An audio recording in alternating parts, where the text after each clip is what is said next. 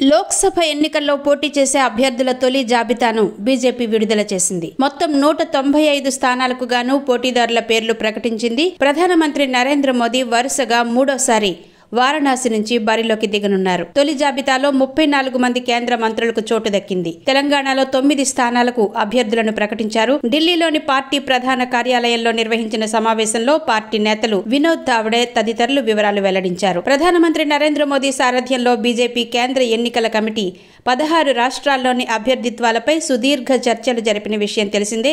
ఈ క్రమంలోనే జాబితా వెల్లడైంది. రాష్ట్రాల వారీగా చూస్తే పశ్చిమ బెంగాల్ 27, మధ్యప్రదేశ్ 24, గుజరాత్ 15, రాజస్థాన్ 15, కేరళ 12, తెలంగాణ 9, జార్ఖండ్ 11, ఛత్తీస్గఢ్ 12, ఢిల్లీ 5, జమ్మూ కాశ్మీర్ 2, ఉత్తరాఖండ్ 3, అరుణాచల్ ప్రదేశ్ 2, గోవా 1, త్రిపుర 1, దమన్ అండ్ దీవ్ 1 అభ్యర్థులను పోటీలో నిలిపింది. తొలి జాబితాలో 28 మంది మహిళలు, యువతకు 47 స్థానాలు, ఎస్సీలకు 27, ఎస్టీలకు 18 స్థానాలు కేటాయించినట్టు వినోద్ తావడే తెలిపారు. తొలి జాబితాలో 57 మంది ఓబీసీలు బరిలో ఉండగా 34 మంది మంత్రులు పోటీ చేస్తున్నట్టు చెప్పారు.